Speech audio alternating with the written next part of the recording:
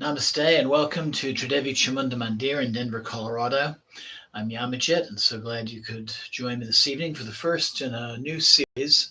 We're going to be exploring 10 of some small scriptures known as the Yoga Upanishads. These are minor Upanishads or yogic scriptures that describe various techniques and meditational practices. And I think you'll find this series to be very interesting. I'd like to begin with a couple of announcements. So tonight's satsang will be on the Brahma Vidya Upanishad, which means the wisdom of Brahma or the creator. And it's really a very interesting description of the symbolism behind the mantra Om. And we're going to be doing an Om meditation, a very simple yet powerful sadhana as part of our discussion tonight. This coming Friday, we'll be doing fire puja to the goddess Kali Balika, which means Kali, Dream of Night. This is the 12th in the series for the Kali Nitya goddesses. That'll be 7 o'clock on Friday night, and you're welcome to join either on YouTube or you can join us at our temple, 1260 South Xavier Street in Denver, Colorado. So, to start off our discussion, I'd like to share a little story. And this concerns Brahma, the Lord of creation. And this story comes from the very first chapter of the Shakta scripture called the Devi Mahatmaya, also known as the Chandipat, or Sri Durga Saptasati, or 700 verses to Ma Durga. I'm sure many of you may have seen an illustration such as this that shows Lord Vishnu, the god of preservation, lying on a bed, and a lotus is growing from his navel, and seated upon the lotus is Lord Brahma, the god of creation. And the Hindu creation myth is very much like the idea of the Big Bang, that it's this outspreading of energy from a central source, this outflowing vibration, and the vibration is the syllable Om. And so Lord Brahma's function is to utter that syllable Om and bring the creation into existence. And Om is truly the sound of the universe. You can hear it in a flowing stream, in ocean waves, in wind, even in crowded traffic, or the sound of an air conditioner. You can still hear Om within these things. So at the beginning of this story, Lord Brahma is ready to bring the universe into being by uttering this sacred syllable. And then suddenly, coming from the wax in Lord Vishnu's ears, Vishnu is asleep at this point, are two demons. And those demons are called Madhu and Kataba. And those names roughly translate to mean drunkenness and stupidity. And Madhu and Kataba start running around and causing all sorts of distractions. And Lord Brahma is frightened, and he's completely distracted from his duty as creator. And so in a fit of panic, Brahma calls out to the Divine Mother And the Divine Mother then materializes, wakes up Lord Vishnu, and Vishnu quickly dispatches these two demons, as we see in this illustration, using his discus. And then Brahma is allowed to utter that syllable and bring the universe into being. And so tonight we're going to be focused on this creative symbol and its meaning. And there's really, both in the symbol and in the syllable, there's a tremendous amount of meaning. So we're going to begin with a short puja. And Om is the principal mantra for Kriya Yoga practice. And so I'm going to do our opening puja. It's a style you've seen before, and it is a style that comes from the Kriya Yoga lineage. And our puja mantra is Om itself. So I invite you to make yourself comfortable and prepare for the work and the learning that we're about to do. I invite you to take a few deep breaths.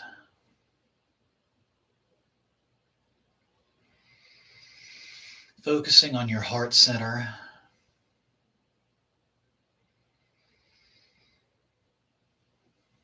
Silently connecting with whatever form of the divine that you're closest to.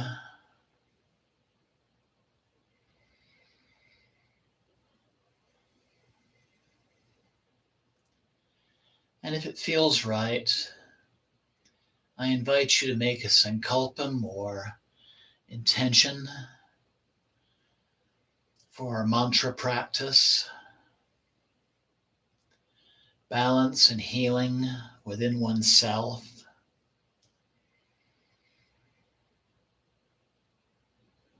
Insights for solving a particular problem in your life. Or healing and guidance for somebody close to you.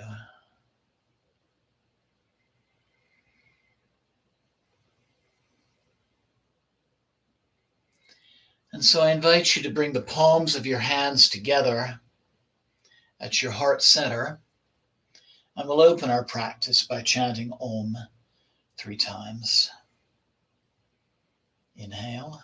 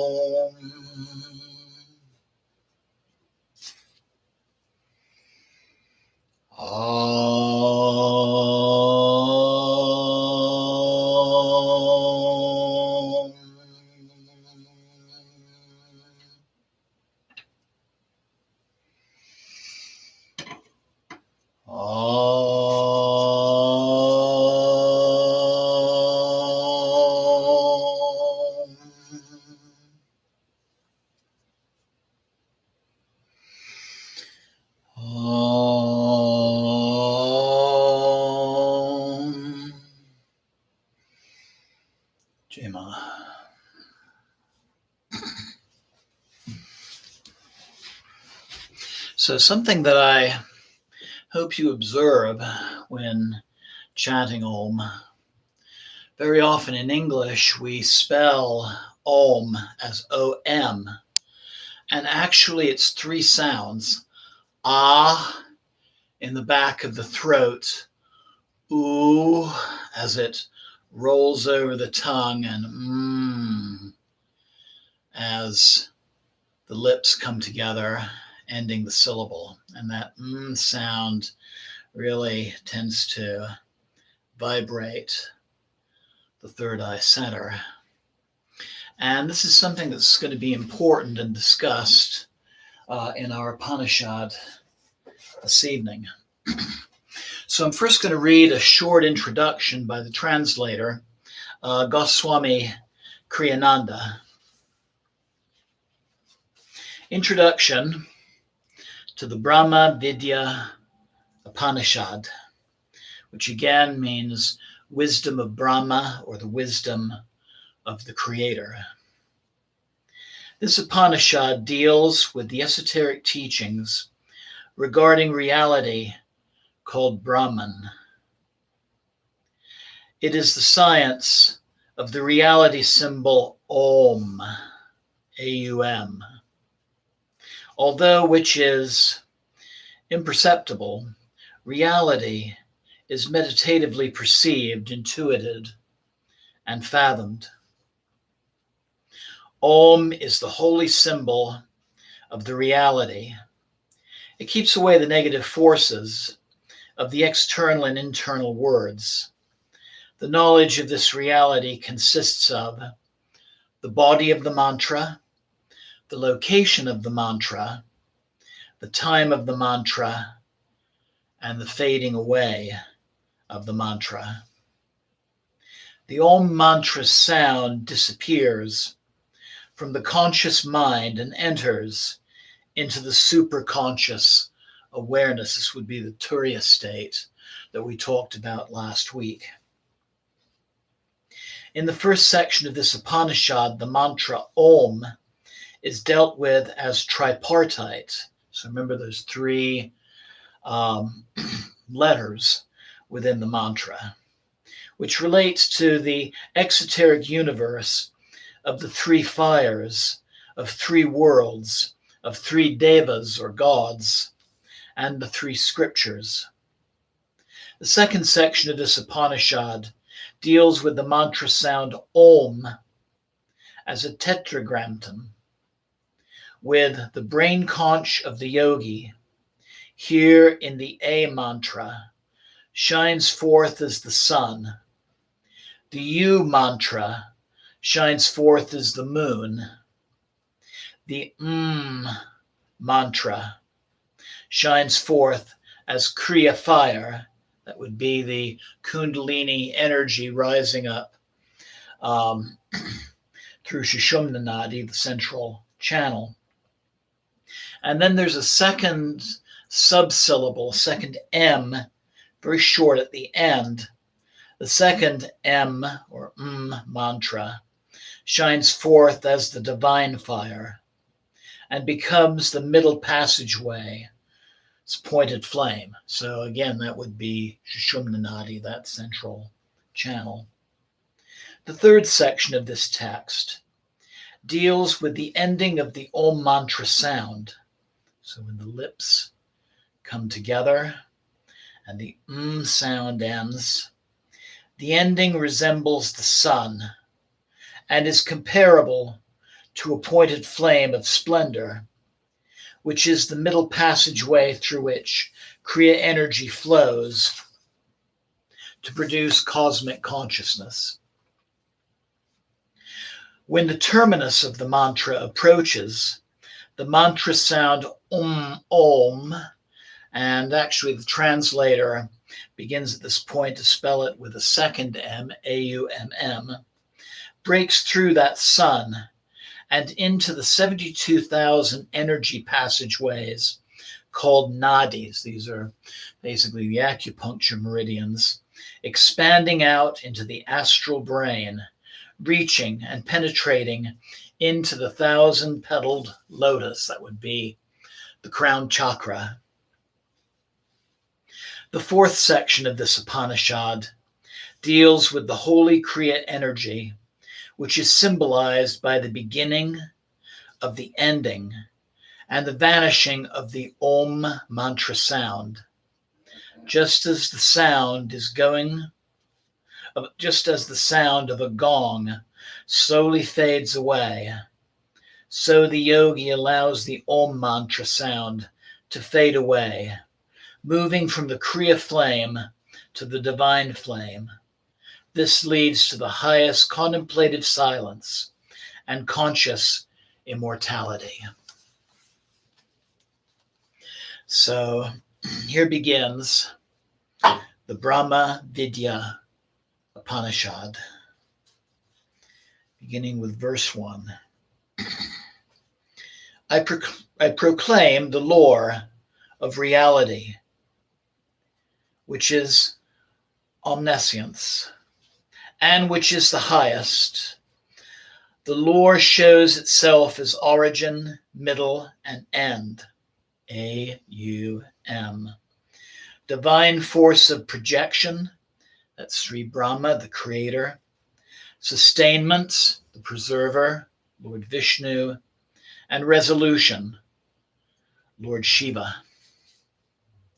The divine force of sustainment, Sri Vishnu, incarnates at intervals as the earthling, because of compassion, using his miraculous powers. His secret, the Om fire, lies in this reality, wisdom. So Lord Vishnu is known to have had 10 incarnations upon the earth, beginning from Earth's earliest history in the forms of first a fish, then a turtle. His most famous incarnations would include Lord Rama, Lord Krishna, and the Buddha.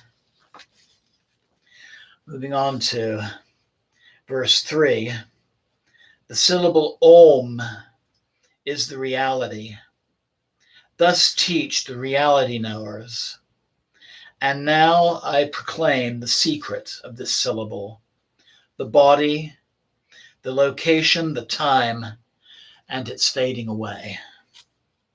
So this brings us to part 1, the body of the Om mantra. There are 3 divine beings, Brahma, Vishnu, and Shiva, or their Shaktis, consorts, or energies. Those would be Sarasvati, Lakshmi, and Parvati, and Parvati's other forms would include Durga and Kali. 3 worlds, 3 scriptures, and 3 fires. However, the trisyllabic blissful one is the 3 1/2 beats of time, called 3 1/2 more. The reality knowers explain that the body of the A mantra, A, is the creative Lord, that would be Brahma, the first scripture, the first householder, and the earth realm. The U, or U mantra, is declared by them to be the holy Lord of incarnation. That would be Lord Vishnu, the sustainer. The second scripture, the fire force field, and mid-region. The or M mantra is expounded by the sages to be the highest Lord Shiva, the third scripture, heaven, and Kriya fire. So Om is tripartite: creation, preservation, and destruction. And this is a cycle that continues on and on, again and again, not just in nature with the turning of the wheel of the year, but also within our lives. So there are parts of us that are being created, parts of us that are being sustained, and parts of our lives that are ready to fade away and give rise to something else. It's like the 3 points on the trident. And similarly, the 3 points of the trident represent not just creation, preservation, and destruction, but the middle prong is Sushumna Nadi, the Kundalini fire, as is described in this scripture. And then Ida Nadi on the left, the lunar channel, Pingala Nadi on the right, the solar channel. Those are the 3 main energy channels of the body. And then also 3 divine principles that we learn about, especially in the non-dual, the school of non-dual Shaiva Tantra. There's 3 divine functions: Icha Shakti, and this is the power of will; Jnana Shakti, which is the power of knowledge or knowing; and Kriya Shakti, which is the power of action. And this serves as a model of idea manifestation, manifesting ideas onto this earth, and really an act of creation unto itself.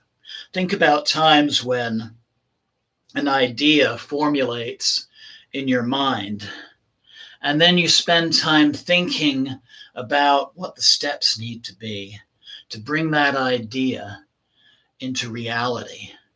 And then when you got those steps figured out based on largely what you know or things that maybe you do some research on, then you do the actual work to manifest the idea.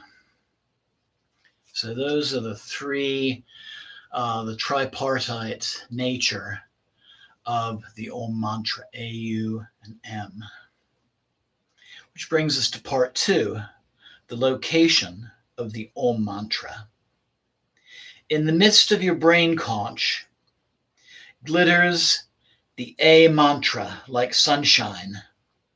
Within it is situated the U mantra of moon-like splendor, and that would also be the nadis, Pingala and Ida. The M mantra is like smokeless fire, resembling the lightning bolt, and thus shines the 3 musical notes, the sun, moon, and there's Sushumna, Kriya fire. Upon this exists a pointed flame, like a torchlight. Know this to be the half beat symbolized by the bindu, which is written above the Sanskrit M symbol. So when we look at the symbol for Om, and I'm going to try this way and see if it comes out. Yeah, there we go. So we have the first part of the syllable A in this part of the letter, what looks like a number 3. Then there's this little forward projection. This is the second part of the syllable, U. And then the third part, M, is this little curved line at the top. And then the bindu or the dot is that last little half syllable of the M, or this is the termination of the mantra. And this is similar to similar to an illustration in the translation that I'm reading. So even the character of Om shows these three sounds.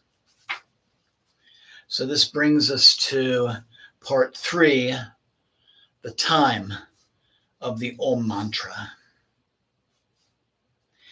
Yet you, like that pointed flame, pass through the center passageway, which is now sun-filled, and penetrate the Om of the Ajna chakra. So when we're chanting Om, Om,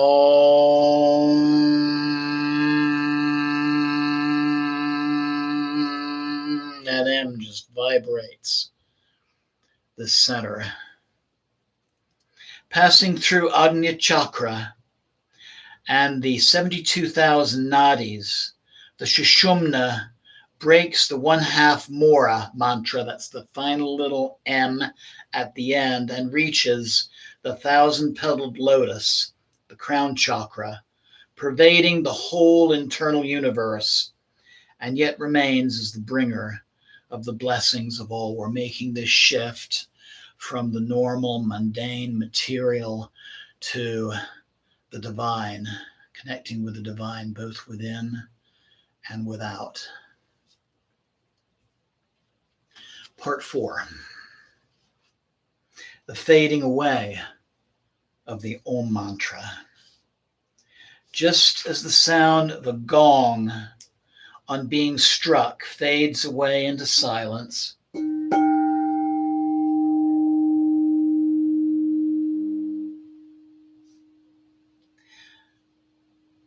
so notice the sound fading away. So the yogi who seeks the reality allows the Om mantra to fade softly away into silent contemplation. Where this mantra sound fades away exists the reality. It is the higher reality. Yea, the mantra in its completeness is reality and leads the yogi to consciousness and immortality. So that divine state of consciousness, which is the goal of meditation. Om, this is the Vedic explanation. Om, this is the yoga explanation. Om, this is the Kriya explanation. And I like to add Om, this is the Tantric explanation. Om Tat Sat Om. So shall it be.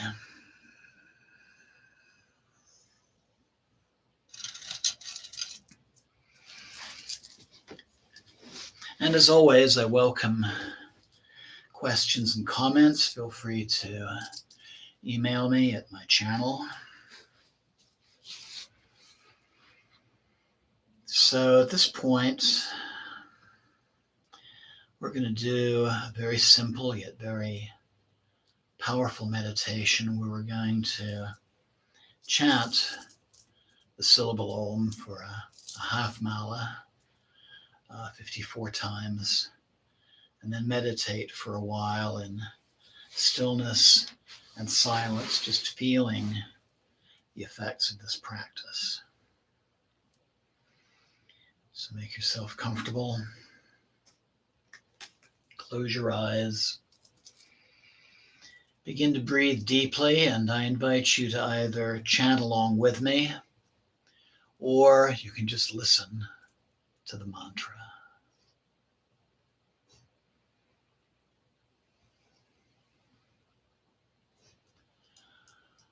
Om.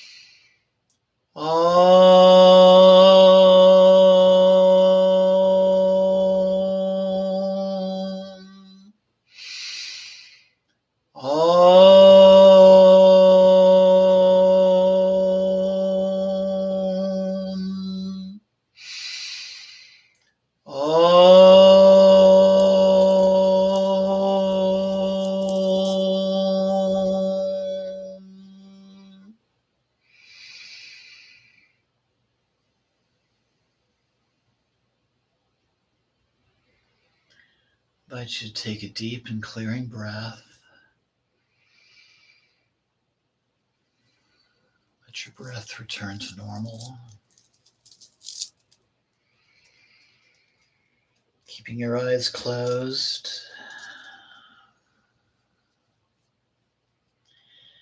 And just allowing yourself to meditate for the next few minutes in a state of stillness, in a state of silence, and just feeling the effects of this practice.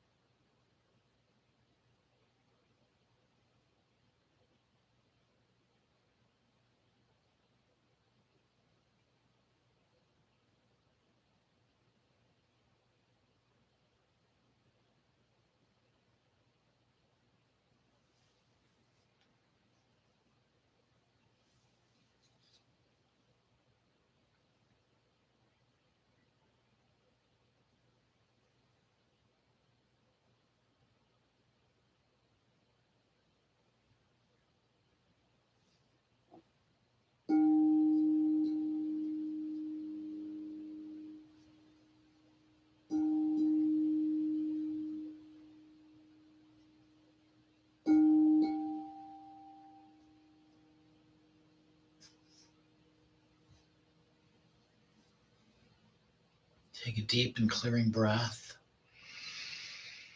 letting go of the meditation. Allowing yourself to become aware of your surroundings again. The sensation of your body seated where it is. Sound of my voice, any sounds in the room. Temperature of the air surrounding you. Slowly moving your fingers and toes, arms and legs. Bringing the palms of your hands to heart center and listening to our benediction. Loka samasta sukhino bhavantu. Loka samasta sukhino bhavantu. Loka samasta sukhino bhavantu. Om Shanti Shanti Shanti.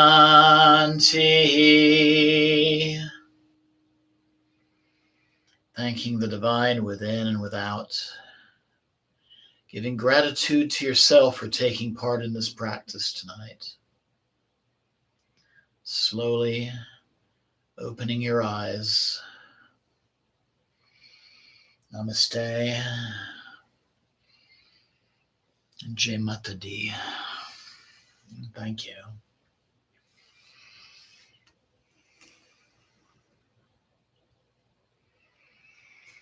So next Tuesday,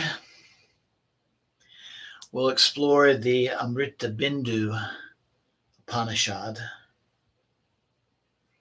which will go further elaborating on what we covered tonight.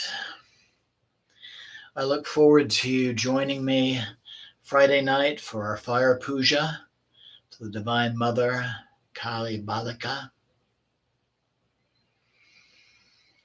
Wishing you blessings always. Have a wonderful night, wonderful day ahead. Namaste, and thank you so very much for joining me. Jai Ma.